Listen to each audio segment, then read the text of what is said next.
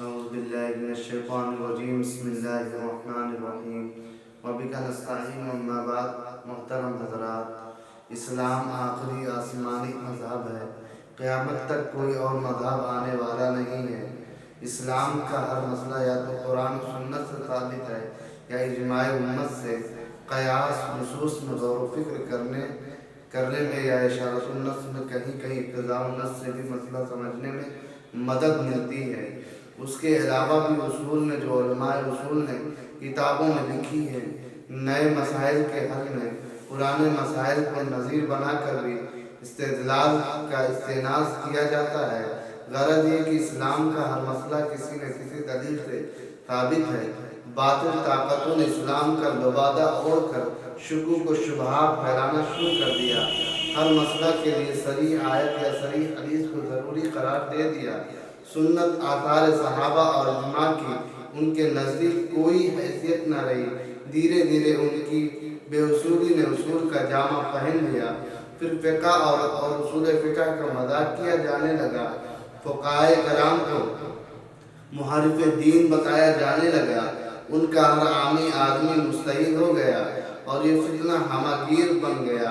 اب وہ مسائل میں نصوص سے ثابت ہیں، محض راہ کو منصہ شعور پر لانے کی کوششیں کی۔ آثار السنن اور اعلاء السنن انہی کوششوں کا حصہ ہیں۔ آثار السنن نے خوب کام کیا، مگر وہ عبادات کے ساتھ معاملات کے ابواب کو محیط نہ تھی۔ اس تشنگی کو اعلاء السنن نے دور کیا، مگر وہ مقصود اتنی ہے کہ ہر آدمی کے پاس ہونا اور ہر ایک کا اس میں سے دلائل تلاشنا مشکل ہے۔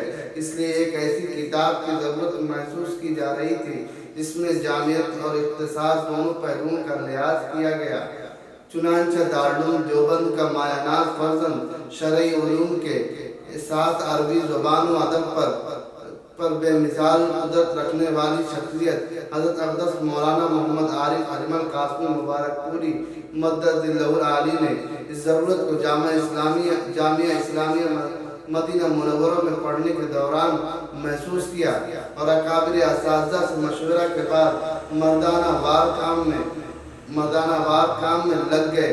موصوف نے مذکورہ دونوں کتابوں کو سامنے رکھ کر بہترین اختصار تیار فرمایا۔ ابواب کے اختصار کے ساتھ احادیث و آثار کا اختصار بھی کیا۔ ہر باب کے تحت صرف 2-3 حدیثیں درج فرمائی، پھر ساری احادیث کی تقریر بھی کی۔ اگر وہ احادیث صحیحین میں موجود تھی تو صرف ان کا حوالہ دیا، ورنہ دوسری سنن و مسانید کی طرف مراجعات کی اور ہر حدیث کا درجہ استناد بھی رقم فرمایا اور بعض جگہوں پر حدیث و اثر کے درجہ استدلال کو بھی لکھا تاکہ قاری کی تشنگی دور ہو۔ تلخیص و اختصار اور تقریر و ترتیب میں مؤلف محترم نے بڑی سلیقہ مندی دکھائی ہے۔ صرف 450 صفحات میں انہوں نے احادیث و آثار کے ذریعہ سمو دیا۔ اگر تخریج کو نصاب میں داخل ہونا چاہیے، آج غیر مقلدین کے فتنے کے دور میں اہل مدارس کو سر جوڑ کر سوچنا چاہیے، اگر پوری کتاب داخل نہ کریں تو اختلافی مسائل والے ابواب کی نشاندہی کر کے طلبہ کو پڑھا دیں۔ آج ہمارا فاضل سب مسائل جانتا ہے مگر اس کو دلائل یاد نہیں ہوتے۔ بسا اوقات غیر مقلدین کے سامنے خاموش ہو جاتا ہے، اس لیے کہ وہ اپنے چند مسائل اپنے کمزور دلائل کے ساتھ رٹے ہوئے ہوتے ہیں اور ہم مسائل یاد کراتے ہیں، دلائل یاد نہیں۔ اس لیے اس جانب اجتماعی طور پر توجہ مبذول کرنا ضروری ہے۔ وباللہ التوفیق۔ غرض یہ کہ المختصر کا نیا ایڈیشن اپنی ظاہری اور معنوی خوبیوں سے لبریز ہے۔ کتابت، طباعت اور ٹائٹل سب جاذب نظر ہے۔